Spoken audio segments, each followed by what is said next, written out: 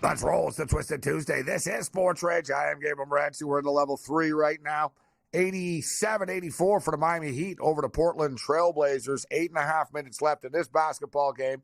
In-game total is 208 and a half. So they're at 171. Meanwhile, the Oklahoma City Thunder are starting to pull away a little bit. They're up by 14 right now. I don't think this is going to end well. I think Houston, we will have a problem.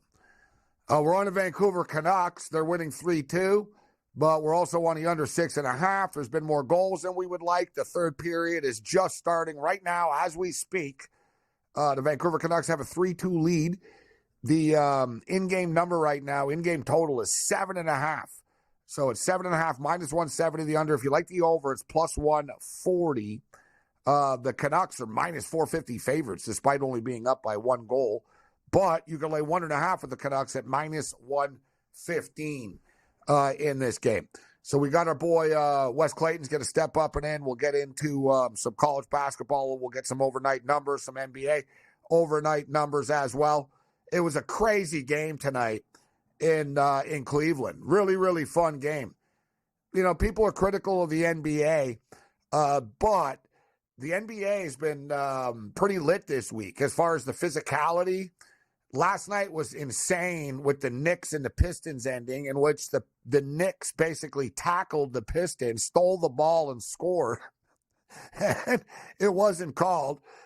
Tonight, Josh Hart got smoked in the mouth by Zion Williamson. They didn't call it. People were getting tackled at the end of the Cleveland and Dallas game, and they didn't call it. And it's funny, I see Twitter blowing up. Shout out to everybody joining us on SiriusXM. Channel 159. This is SportsRage. I'm Morency. We're in the level 3 right now. Let's do this thing. Crazy night in the association tonight. We're not done yet. There could be some drama coming up here, although we don't really have too many close games. Miami are up 5 over Portland right now with under 8 minutes remaining, and it's 92-78 for the Oklahoma City Thunder. They're up 14 with 8.5. We're going to have to hope for a backdoor cover with the Houston Rockets. They are going to the free throw line. We're going to overtime right now in Fresno. It's 65-65. Utah State comes back. They were big favorites on the road. They've been trailing all night, and they came back. They're sending the game to overtime right now. We're going to jump in on Utah State to win this game. All right, they're minus 160 on the money line. We're going to jump in on the Aggies right now to win this game. I think the momentum will continue. Oh, Fresno just scored the first basket, so we're getting plus 100 suddenly here right now. Fine. Utah State, plus 100. We're down 67-55, 67-65. Let's get it. We jumped in on the over the Nevada-Colorado State game. That number just keeps climbing right now. We're up to 146.5. They're at 102 points right now, guys, and there's still 10 minutes left in this game. And both teams are in the bonus. There's going to be points in this game. This game is going to go over this inflated number of 146.5 even right now, I think. There's going to be, every time there's a foul for the next 10 minutes, they're going to the free throw line. Both teams. That's the over bettor's dream when you're looking for an in-game bet. So I recommend getting in on the over 146.5. We told you a 136.5, but I still like it right now. Nevada are up 55-50 on Colorado State. And as long as we're here, let's start spraying the board. We're going to pull the trigger on Colorado State, plus 4.5 in this game. All right, they've cut the lead to 5 right now. I think this game's going to come down to the wire. And, like I said, look at Utah State and Fresno. These guys just ended up going to overtime. Utah State are up 68-67 right now. Man, the Oklahoma City Thunder are pulling away from Houston right now, for real. 96, we're watching the demise. Houston are dying a death right in front of us here right now. It's not good. It's Oklahoma. Man, that was a bad bet by me. Just point blank, bad bet. I've been pretty good at jumping in on these underdogs and stuff, but this was just a bad bet. I don't know what I was thinking. Houston are starting to fade a bit. Houston haven't been playing their best basketball. I thought the number was a little inflated tonight, but it really isn't. Oklahoma City are that good at drilling teams, right? Oklahoma City have won 5 in a row. They've covered all 5 games. They pretty much murder you, and they're winning big all the time. And they're winning big right now. It's 96-79 with 7.5 minutes left in this game. And the total has no hope of getting there to the 234. It's 211.5 right now. So that's why we're starting to pull the trigger. We're doing what every professional does after losing a bet. Chase hardcore on the way out. keep pushing. Jump in. Let's go. The Vancouver Canucks are pressing the Pittsburgh Penguins right now. They're up 3-2. Ideally, Vancouver wins this game 4-2, 3-2, 4-2. We've got the Canucks to win the game, and we've got under 6.5.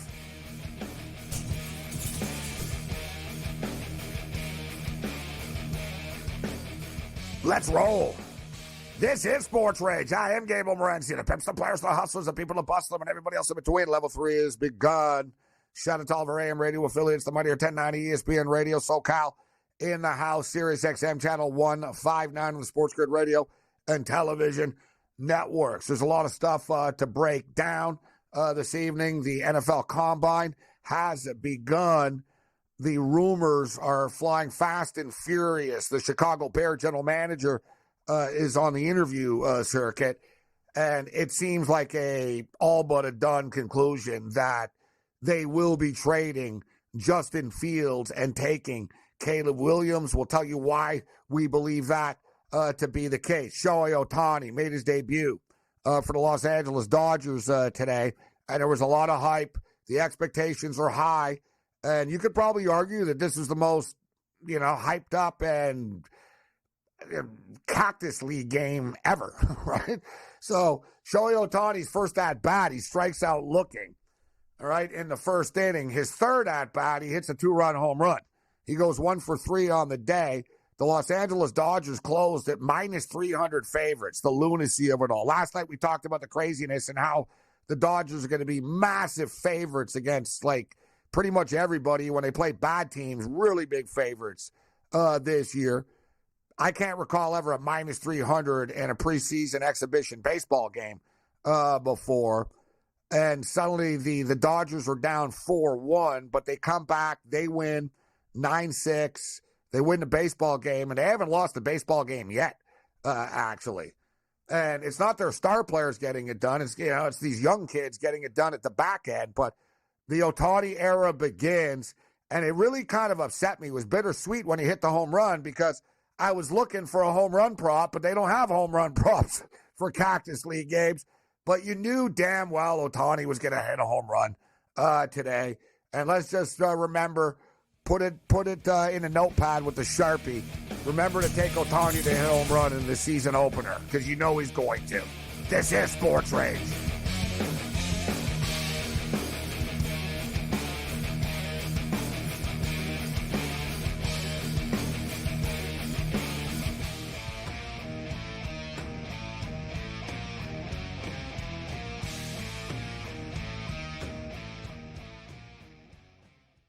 There is going to be an energy to game time decisions that you will feel night in and night out. We're going to go through every single thing, and I've got a great team behind me that's going to help me get the job done. I want this to be the place that people come to. We are going to hit every single one of those markets that you need to know about. There is not going to be a better place, I promise you, than Game Time Decisions. We will have everything at our disposal, and we will use that to our advantage. I'm Kevin Walsh. Tune into Game Time Decisions from 6 to 8 p.m. Eastern on SportsGrid.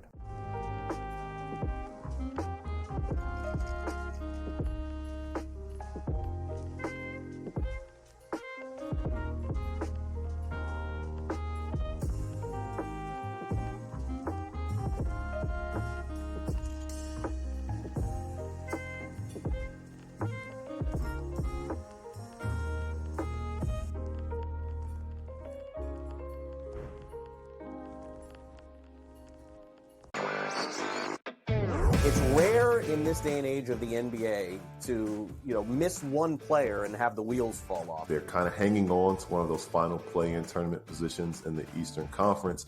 And there are teams like the Nets and the Bulls and the Raptors who are right in that same vicinity, who now they're looking and saying, well, if the Hawks are without a player like Trae Young, and we talk about how important he is, averaging over 26 points. Newswire, only on SportsGrid. We just watched the final seconds of Illinois and Penn State, and by Dave's reaction, you think you know what happened there. How about that, Dave? How about that? We're off the rundown. Sorry. Storm the court. You beat the 12th team in the country. That's fine. Second best in the Big Ten. That's fine. We are Penn State. Look at the crew jumping. This is so much fun. In-game live, prime time, only on SportsGrid. It's smarter to be on SportsGrid, your 24/7 sports wagering network. The early line. Magical and historic season in Lincoln, Nebraska continues. He is the best player in the NBA, but also in the biggest moments where the national media is watching. Newswire. Something that we have never seen happen before with one of the iconic coaches in the game. Pharrell, coast to coast. The team covers. It's automatic. It's every time. Not sometimes. It's every time. Game time decisions. Luka is actually far more dangerous from three on the road this year than at home. This game here tonight, you may want to consider taking as many points as humanly possible. In-game live, prime time. We got not one, but two coaches fired systems in place. SportsRage late This sort of night. has letdown written all over it. It's going to be hard to match the emotion that they played with the other night. It's smarter to be on SportsGrid.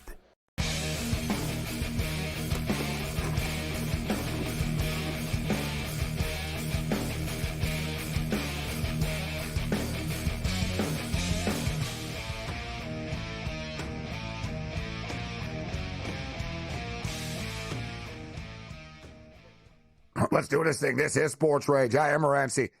Utah State and Fresno State have gone to overtime. It's one of these wild nights tonight in college basketball, specifically in the Mountain West. 76-73 right now for Utah State over Fresno. We jumped in on Utah State plus 100. You guys were with us a couple of minutes ago when we did this. They're up a 3 spot right now with 34 seconds left, so we'll keep our eye on this. Nevada and Colorado State, the Wolfpack are up 61-54 with 7.5 left right now, looking for the upset. The dogs are barking. So far, San Jose State is lingering and hanging with the Aztecs, but is it going to continue? Probably not. And San Diego State are currently minus 17.5 right now. They're up by 7 at the break. It's 29-22. Normally, you guys know I would be like, oh, that's a lot of points. Look, we talked about it with Texas Tech getting the 20.5 when they were getting smashed and they covered the number on the way out. But I don't think that San Jose State are going to hang around in this game. I think San Diego State will pull away as the game goes on. So for me, it would be to lay the 17.5 or pass on it. In-game total is 122.5 right now. So the combine has begun, and J.J. McCarthy is one of the few quarterbacks. It seems like everybody's scared to actually do anything, but J.J. McCarthy is not scared to do anything. Yet, for whatever reason, J.J. McCarthy is a player that is in some sort of, like, people are talking about him like he's some sort of long shot to succeed, and he's not a 27-1 quarterback that just like lost one game in the last 2 years at the highest level of college football. And for the people that argue too about like, well, Michigan were good. I don't know. Michigan, did they win without him? No, no, they didn't. Right? They were pretty good before. They didn't win without J.J. McCarthy. So there's a lot. J.J. McCarthy gets a lot of negativity from the media and from people online. But people in the NFL are falling in love with J.J. McCarthy. Davis Maddock was on Scott Farrell's show today. Mike Carver in for Farrell. Let's see what Davis Maddock and Carver were saying about J.J. McCarthy. You brought up J.J. McCarthy. I agree with you. Like, I think if I was a fan of a team that drafted him in the first round to be my franchise quarterback, I think I would be upset, Davis, to be quite honest with you. I don't see the fascination with him, and maybe it's because we didn't get to see him run the same style of offense as these other guys being at Michigan, and it was so heavy run, and they were up by so much all the time, and I've seen every excuse in the book, but he just doesn't excite me the way that Jaden Daniels excites me, or the way that Michael Penix Jr. excites me. I just don't see it, and I'm going to be stunned when someone takes him in the first 10 or 15 picks. Well, it definitely sounds like that's happening, right? Pretty much every NFL insider, everyone who knows, suggests that not only is that possible, but that some teams might even prefer him to Drake May. I mean, I think you would have to be like almost clinically insane to prefer him to Drake May. I watched a bunch of Drake May stuff yesterday just to kind of get a sense, and he is like, what everyone says about him is true, which is that he really is kind of in that same vein of Josh Allen, Justin Herbert. Like, he doesn't care about playing under control. He wants to run. He wants to make guys miss. He wants to take some hits. And there are some throws on his resume that he definitely would want back, right? I mean, there's this great play conference game where he's getting sacked, transfers the ball over to his left hand and throws it into the end zone for the tight end for a touchdown, but obviously could have very easily been intercepted.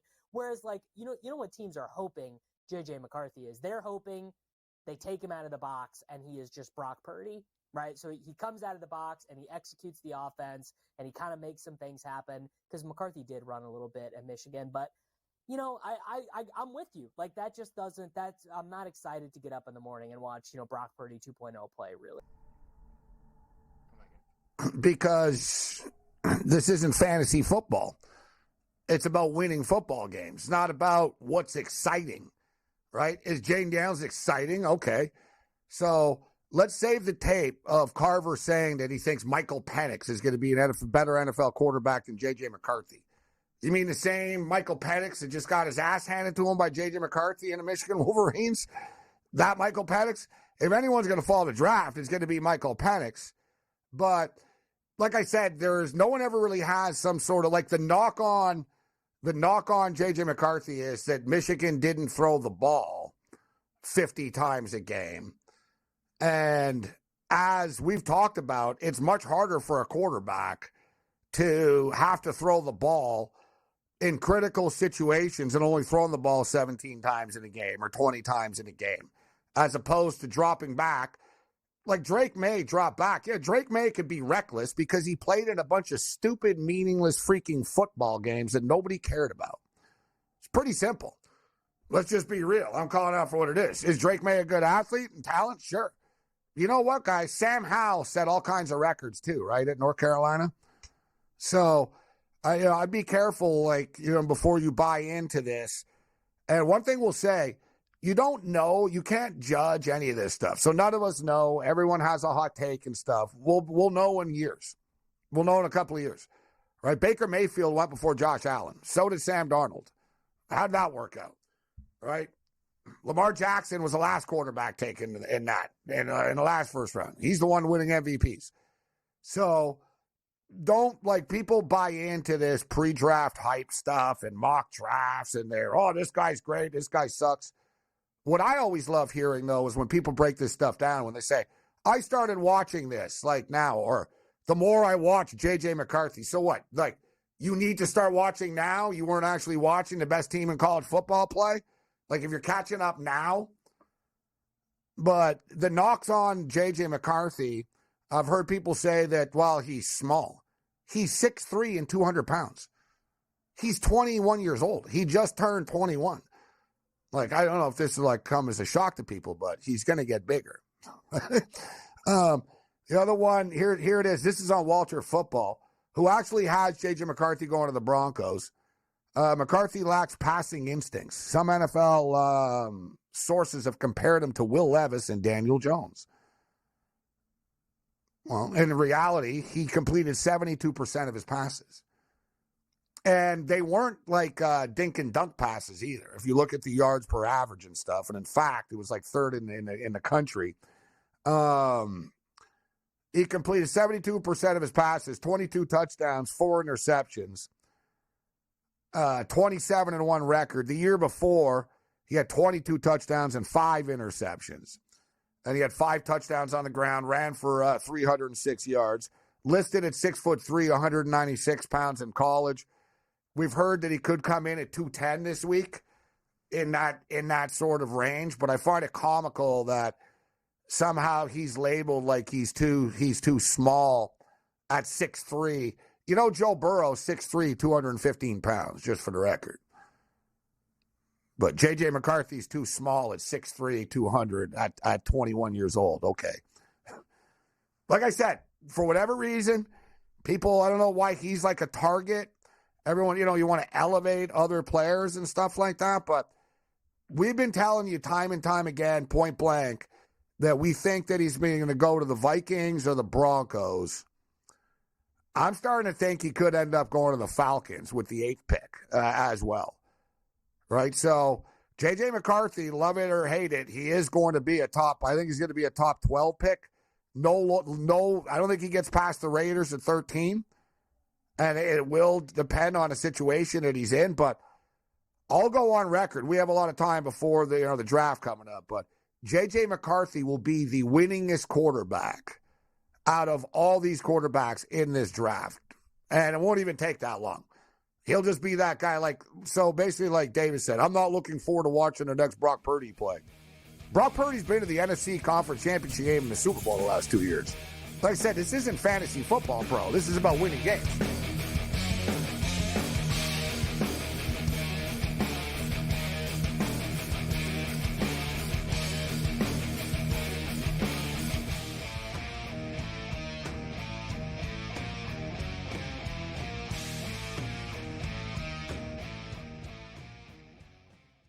There is going to be an energy to game time decisions that you will feel night in and night out. We're going to go through every single thing, and I've got a great team behind me that's going to help me get the job done. I want this to be the place that people come to. We are going to hit every single one of those markets that you need to know about. There is not going to be a better place, I promise you, than Game Time Decisions. We will have everything at our disposal, and we will use that to our advantage. I'm Kevin Walsh. Tune into Game Time Decisions from 6 to 8 p.m. Eastern on SportsGrid.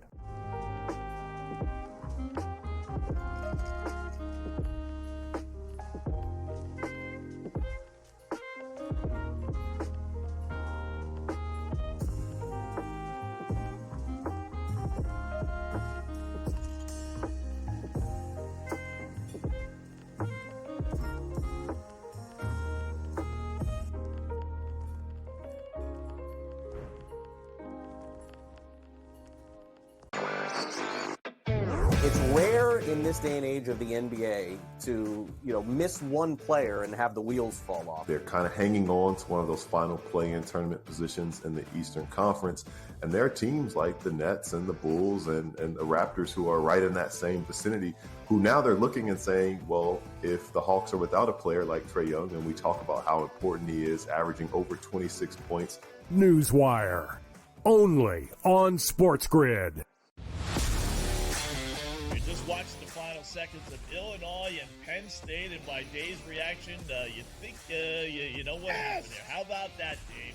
How about that? We're off the rundown. Sorry. Storm the court. You beat the 12th team in the country. That's fine. Second best in the Big Ten. That's fine. We are Penn State. Look at the crew jumping.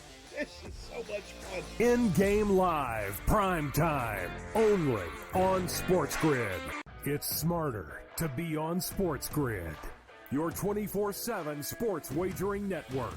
The early line. Magical and historic season in Lincoln, Nebraska continues. He is the best player in the NBA, but also in the biggest moments where the national media is watching. Newswire. Something that we have never seen happen before with one of the iconic coaches in the game. Pharrell, coast to coast. The team covers. It's automatic. It's every time. Not sometimes. It's every time. Game time decisions. Luka is actually far more dangerous from 3 on the road this year than at home. This game here tonight You may want to consider taking as many points as humanly possible. In-game live, prime time. We got not one, but two coaches fired systems in place. SportsRage This late sort of night. has letdown written all over it. It's going to be hard to match the emotion that they played with the other night. It's smarter to be on SportsGrid.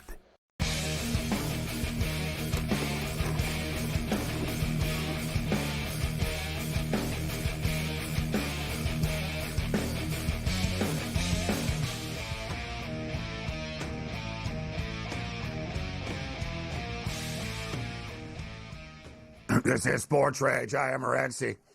I was talking about NFL draft experts online and stuff, and here's our guy Sean in our chat here. Says J.J. McCarthy sucks. He was blown out by Georgia. He didn't play against Georgia. That was Cade McNamara.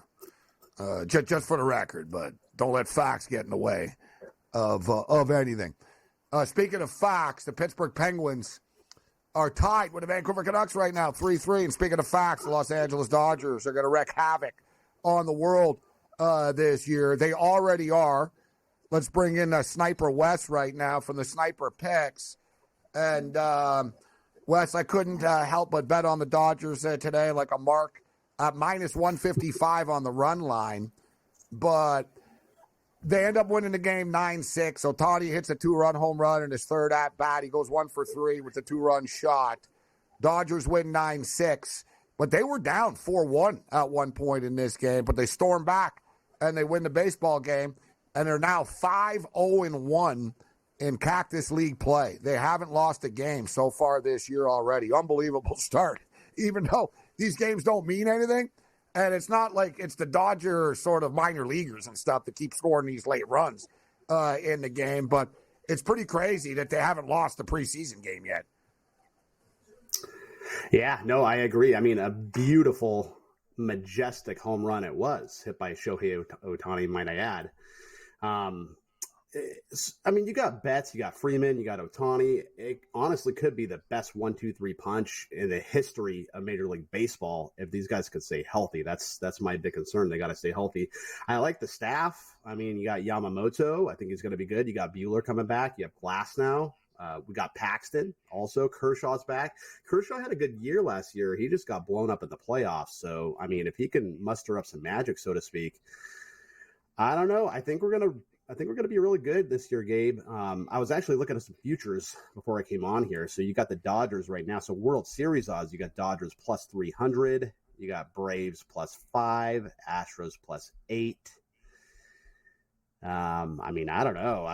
I just think I like the National League this year. So, I mean, I think you throw 100 down on the Dodgers, 100 down on the Braves, and one of them win, you're going to make money. You know what I mean? It's hard to go wrong there. Question. So I'm not so much of a degenerate that I actually bet on spring training baseball like some people. But question for you. Can you bet on the tie? Just like, you could in hockey back in the day? No, you could bet on the run line. And I was disappointed today. I'm not saying that there's not a book out there that probably doesn't. But, yes, I'm not much of a degenerate. Now, for the record, I'm not betting like 6 or 8 or 10 spring training games a day, all right? Yeah. I'm betting on the Dodgers. I've been riding the Dodgers a bit. I'll jump in on in-game totals with spring training. So if I see there's a bunch of runs early in a game and the in-game total is like 16.5 or something, like I'll try to jump in. I've won a couple of times doing that. So I'll pick my spots. But today I was frustrated. It was just different, man. They held Ohtani out of the lineup for the first week, essentially. So they saved him for today. It was a Dodgers home game. There was a ton of excitement. Like I said, man, there was more media. There was more people than an Oakland Athletic game. Like, you know what I'm saying? like it was like Ohtani had like 100 media people around him after the home run, like after like his press conference, and it was his debut. So I knew he was going to hit a home run, bro. I was like, I couldn't find it. I was like, come on, give me a prop on this that Ohtani hits a home run, and I couldn't find a prop on it. Oh, but he's going to hit a home run. I promise you, he'll hit a home run in the opener in Korea. He's going deep there. Yeah. He'll be juiced out for sure. I remember I was 13 years old when Hideo Nomo came to the Dodgers, and that was kind of crazy. I remember they had a whole media row over there on the side by the Dodger dugout, and I mean, we thought that was crazy. Ohtani's going to make that look like just peanuts. Just the coverage is absolutely insane. I'm excited. You're excited. All us Dodger fans are excited. I mean, we'll see what happens. But yeah, I mean, can you get odds? I'm sure you could probably get odds on that home run in South Korea, right?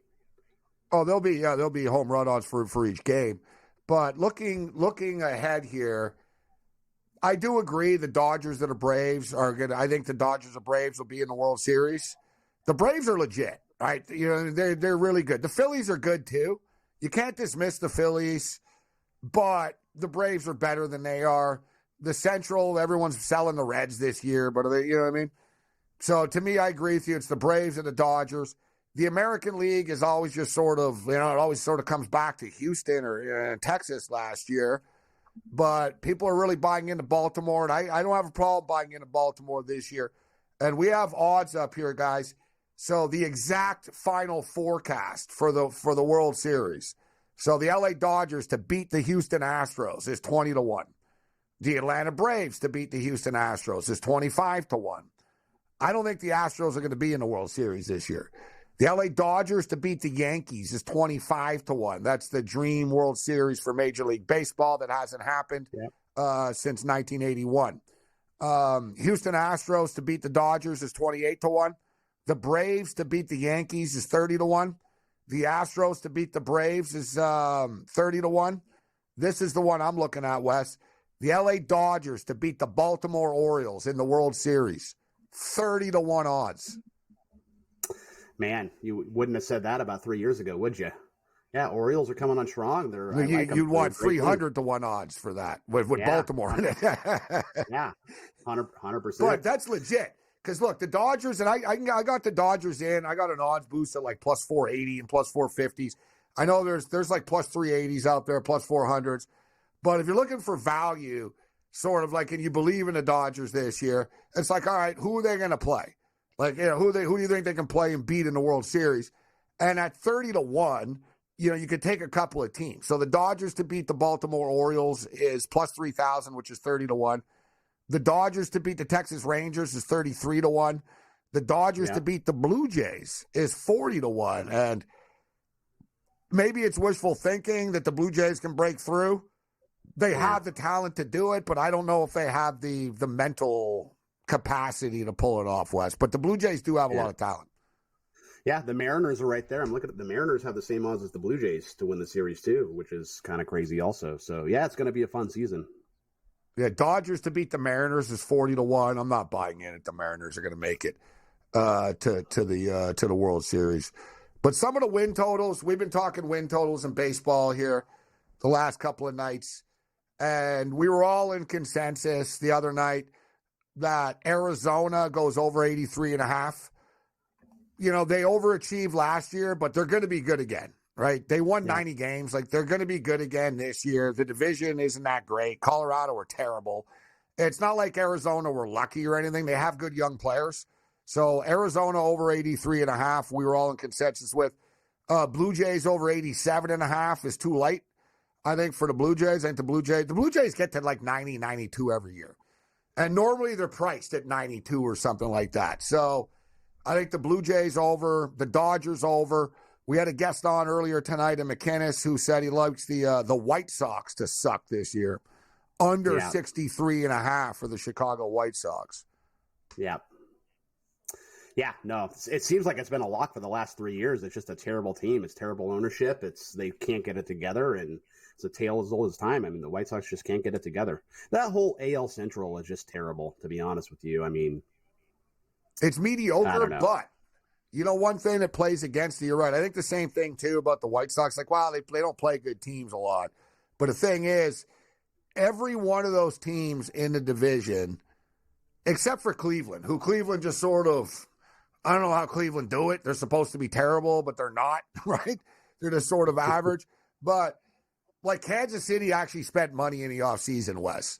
They have young, good players. They have Bobby Witt Jr. They paid some pitchers to come in. Like, Kansas City are trying to win at least a little bit. Yeah. Minnesota are good. And Detroit are pretty good, too. Detroit are going in the right – I'm not saying they're good, but they're going in the right direction. So the White Sox really are just like the toxic waste of that division. So I could buy in if they don't get to 64 here. But let's check in with the basketball here. So 71-66 right now for the Nevada Wolfpack with 35 seconds remaining. 71-67. So Colorado State just hit a free throw. They're down by 4 with 35 seconds left. They're going to have to play the foul game here. And, you know, Wes, I talked about San Diego State and San Jose State. They're in-game action here right now. San Diego State are laying 17.5 points. They're up by 14. I think the Aztecs are going to pull away and win by like 20-plus here in this game. Yeah, no, definitely. Yeah, I mean, what was the line on that game? 19.5. So you're actually getting value here. Yeah, the Aztecs, you know, they're a good team. I think they could probably do it. They're up by 7 at the half. So like we said at the half, like they're going to pull away. And here they are right now. They're up by 14 right now. I would expect them to keep going. I need more points in this Nevada-Colorado State game. So what do you got for us? Some NBA and some college for tomorrow? Yeah, I do. Actually, I'm taking a look. I was actually looking at the card right now while you were talking to me a second before. But I like some SEC action tomorrow. I like Florida tomorrow, Gabe. They're laying 13 against Missouri, but Missouri just really banged up. They really haven't been able to overcome all their injuries this year. They've lost 14 games in a row, and their last 10 games, they're only 3-7 versus the number. So they're just really bad. The odds makers really have not caught on to how bad they really are. So I like big time money tomorrow. brothers. 100%.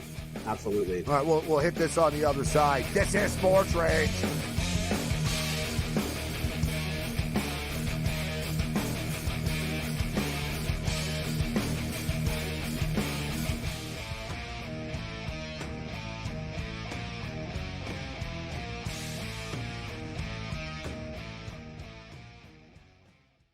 There is going to be an energy to game time decisions that you will feel night in and night out. We're going to go through every single thing, and I've got a great team behind me that's going to help me get the job done. I want this to be the place that people come to. We are going to hit every single one of those markets that you need to know about. There is not going to be a better place, I promise you, than Game Time Decisions. We will have everything at our disposal, and we will use that to our advantage. I'm Kevin Walsh. Tune into Game Time Decisions from 6 to 8 p.m. Eastern on SportsGrid.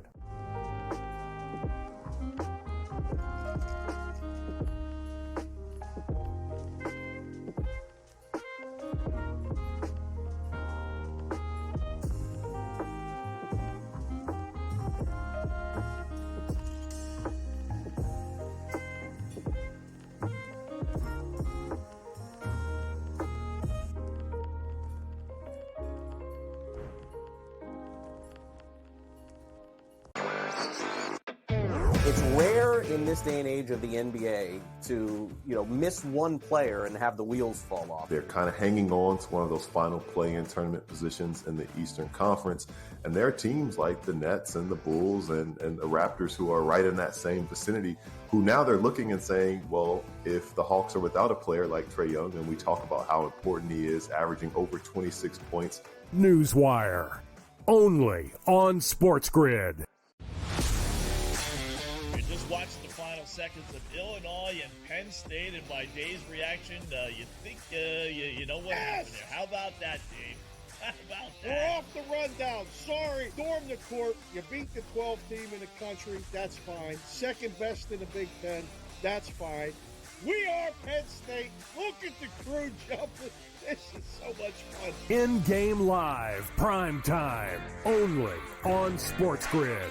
It's smarter to be on SportsGrid, your 24/7 sports wagering network.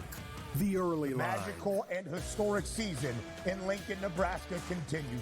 He is the best player in the NBA, but also in the biggest moments where the national media is watching. Newswire. Something that we have never seen happen before with one of the iconic coaches in the game. Pharrell, coast to coast. The team covers. It's automatic.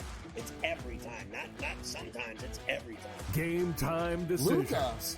is actually far more dangerous from three on the road this year than at home. This game here tonight, you may want to consider taking as many points as humanly possible. In-game live, prime time. We got not one, but two coaches fired systems in place. SportsRage This late sort of night. has letdown written all over it. It's going to be hard to match the emotion that they played with the other night. It's smarter to be on SportsGrid.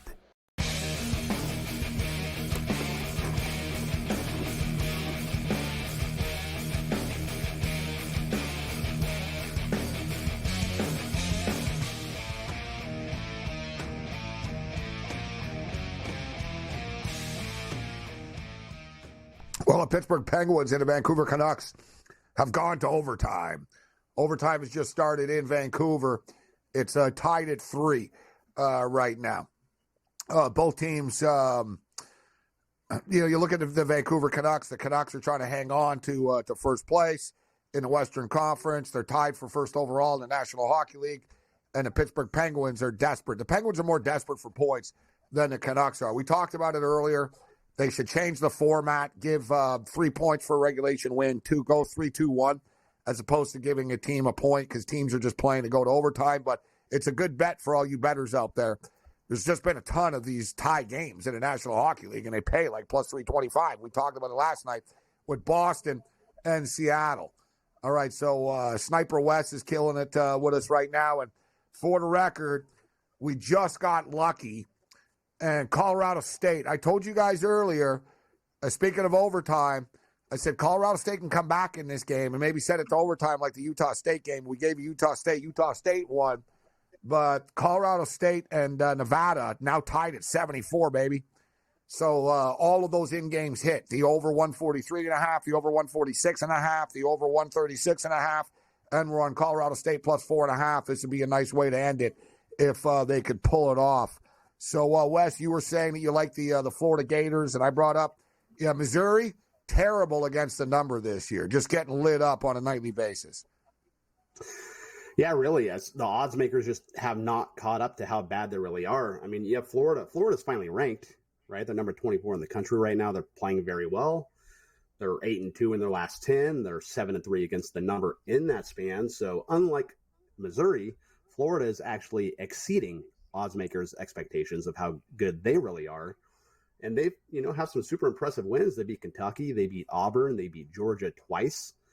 Probably should have beaten Alabama in Tuscaloosa a week ago, but they lost in overtime. But these kids, they play very hard for their coach, Todd Golden. And Golden, he was even quoted in the media. He was saying they need to get a lot better on the offensive glass because they played Vandy and they did not crash the boards very well. So their coach kind of got on them. So I think they're going to crash the boards really well, actually, against Missouri. And I think they bring a can of whoop ass, to be honest with you. I think Missouri, like I said before the break, I mean, they're just beat up. They haven't been able to overcome all the injuries. And I think Florida runs away with this one, honestly. Guys, this is pretty crazy, but there are only 2 teams in college basketball that are worse against the spread than the Missouri Tigers are this year.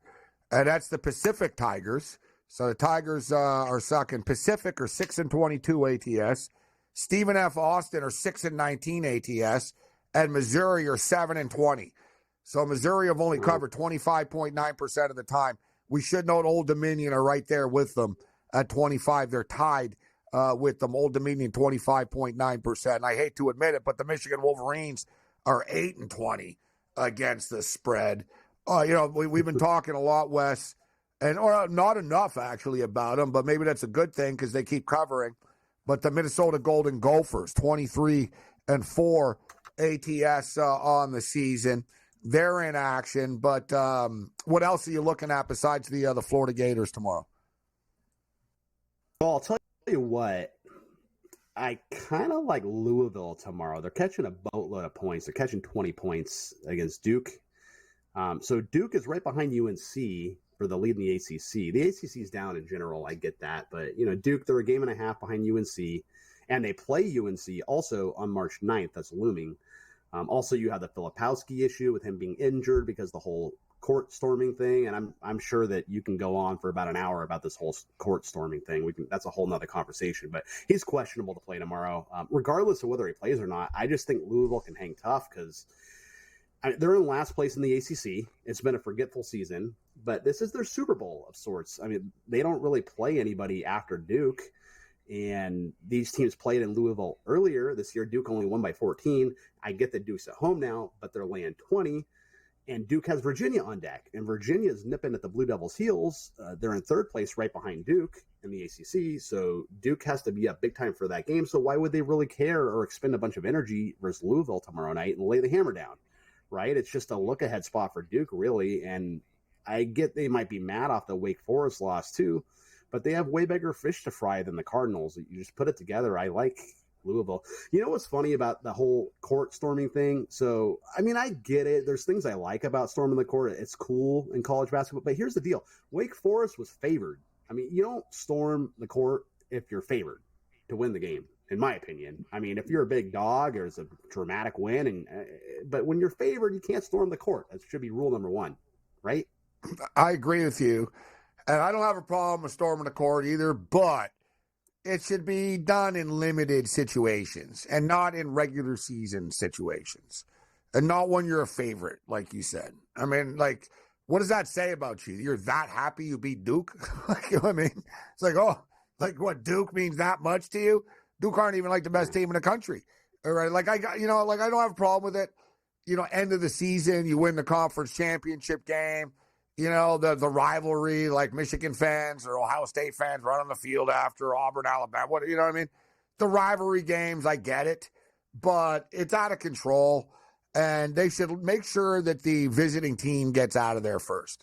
Yeah. You just tell the kids, listen, we will arrest you for trespassing unless you shut up and wait until we tell you it's all right. Yeah. It won't kill everyone to wait 10 seconds, all right, to make sure that the team gets off the field or court. Like, have security, point blank. Have the visiting team provide the security and say, listen, when this game's over, you get our team off the court fast and whatever. Then you let your jackass fans do whatever the hell they want to do. Yeah.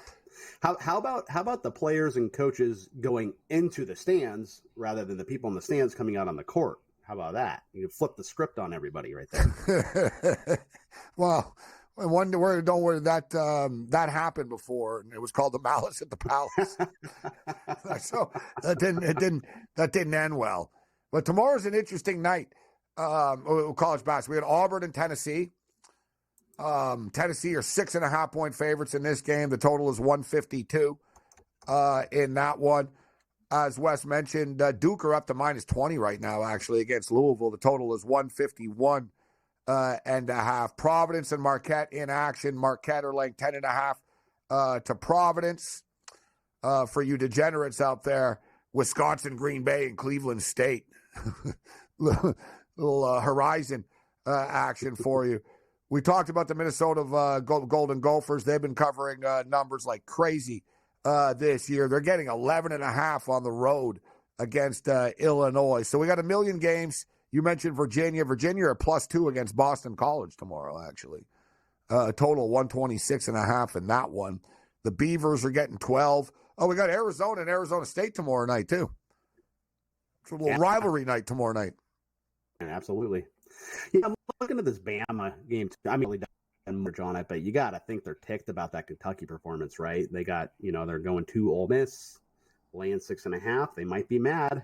They might come out and, like I said before, bring a can of whoop ass to Mississippi, honestly. I think there'll be points in this game. I'm going to pull the trigger on the over Alabama of that one. They always score. Alabama can score with the best of them, that's for sure. NBA tonight was kind of light tonight. There were a couple of wild game with the Dallas Mavericks and the Cleveland Cavaliers. Looking at the NBA card overnight, the Dallas Mavericks are 2.5-point road favorites, and this is catching up to them. They played a lot of games. This is going to be like their fifth game in 7 nights, I believe. Now tomorrow night, because I heard them taking today. It was 4 and 6 tonight, so I think it's 5 and 7 tomorrow. It was a crazy, wild game. Anyone to watch the game tonight, man, you saw one thing about Luka. He's an amazing player. He's awesome. His conditioning, bro, like he looked like he was going to pass out. He was like going to collapse at the game. tonight. So, quick turnaround. The Raptors had the night off, and the Raptors are actually playing their best basketball right now, guys. They have a good team chemistry going with the guys after all these million trades that they made. They're finally settling in with their unit. They've won 3 in a row. They're trying to play back. Like, they're not trying to tank. They're trying to play themselves back into the play-in tournament and stuff. I think the Raptors are actually live again. And it wouldn't surprise me here, guys. This is overnight speculative gambling here, but it wouldn't surprise me if Kyrie or Luka don't even play tomorrow. And it's not announced yet, but it totally wouldn't shock me. So, and you're going to, and then suddenly the Raptors are going to be favored. That's something that sort of catches my eye there. We've got the Lakers and the Clippers tomorrow night, too. The Clippers are 3.5-point favorites against the Lakers. What are your thoughts on the NBA card tomorrow? Well, I'm glad you asked because I have thoughts on both of these games, actually. So, yeah, it is. It's a tough spot for the Mavs, 100%. They're coming off the heartbreaker tonight. Strus hitting the three-quarter court shot, and that was a swish, might I add, too, to add some insult to injury. They busted Dallas' dreams, but, Dallas heads to We the North. They're facing a Raptor team fresh off a pizza party, by the way, and they're playing quite well, too. And, Toronto, they've won 3 straight. They played really well. Their offensive and defensive net ratings in that 3-game span are very, very good. And I think they get up for Dallas here. They're catching 3 at home, like you said. Maybe no Kyrie, maybe no Luka. It could happen. Dallas could be gassed and a little deflated from last night, honestly. And also keep in mind, Dallas has the Celtics on deck after this game, too, so they could be looking ahead. They might not really care about the Raptors, to be honest with you. It is a little scary, though, because Dallas has lost 2 in a row, so I get that it's a little scary to go against them. But I think Toronto's turned the corner a little bit here, in the twilight of the season. I like the Raptors. I think they're active, like you said. I'm going to go ahead and tell you about the Clippers and the Lakers because I have a thought on that game, too. So, and by the way, I don't know if you knew this or not, but since the 99-2000 season, these teams have, occupied the same locker rooms right down the hall from each other, right? They shared Staples Center, and now they share Crypto.com. It's been called the Hallway Series, after all, for quite a long time, but this will be the last time the Clippers host the Lakers at Staples or the Crypt or whatever you want to call it, because the Clippers are opening their new arena next year over by LAX, which I have actually driven by, and it looks spectacular. But the Clippers, they haven't played their best ball lately. There's no Paul George. I get that. There's a knee issue, but the Clippers are really deep. They beat Memphis and Golden State as of late, but their other games, they got blown out. They got blown out by the Kings. They got blown out by OKC. They got blown out by Minnesota.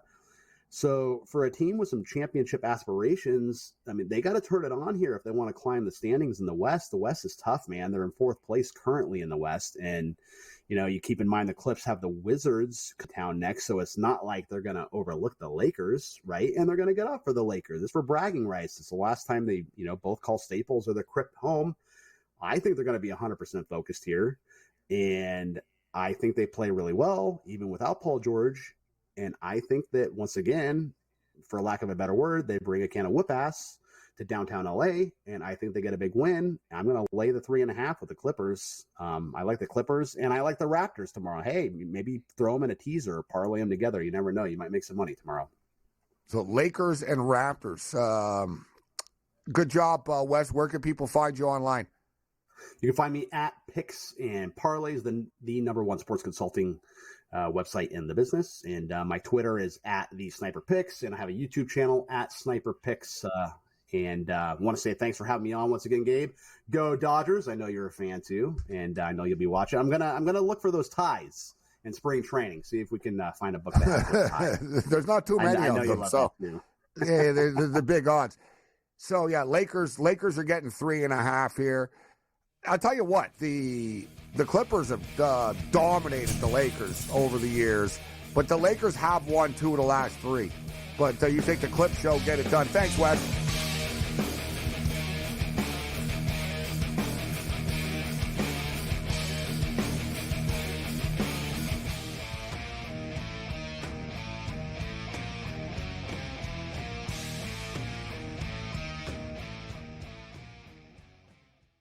There is going to be an energy to game time decisions that you will feel night in and night out. We're going to go through every single thing, and I've got a great team behind me that's going to help me get the job done. I want this to be the place that people come to. We are going to hit every single one of those markets that you need to know about. There is not going to be a better place, I promise you, than Game Time Decisions. We will have everything at our disposal, and we will use that to our advantage. I'm Kevin Walsh. Tune into Game Time Decisions from 6 to 8 p.m. Eastern on SportsGrid.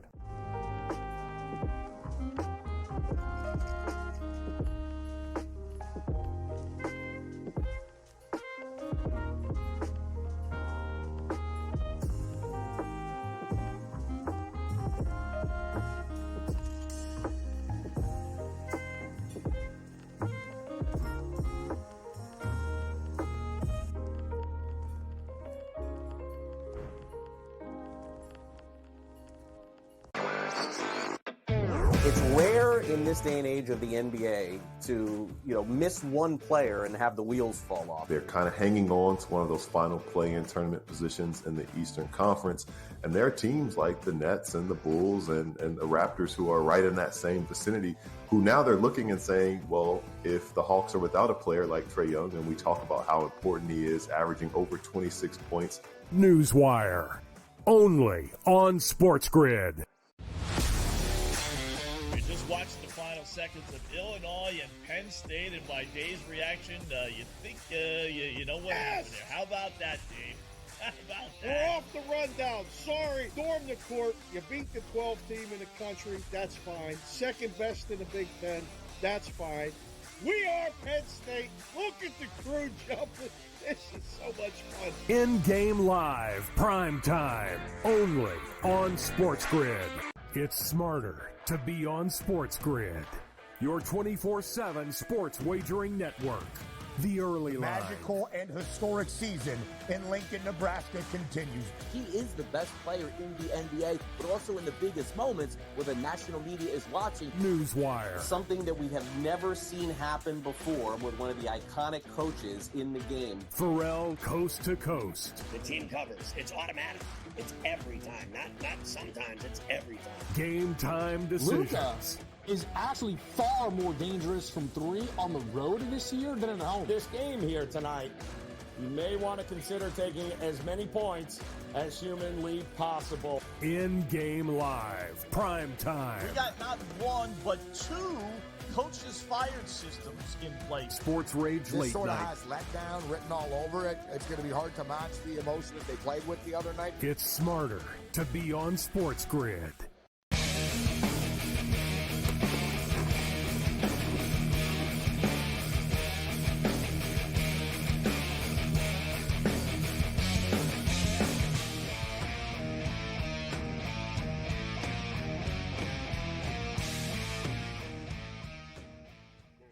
Quickest 180 minutes in sports talk and television coming to a close. We're into the 3-minute warning. I can't believe it really did fly by tonight.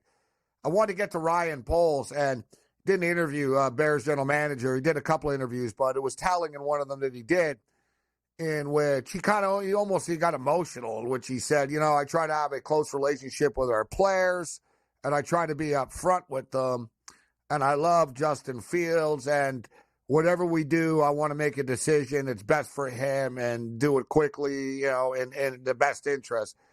And then he goes on to say, but it's a business.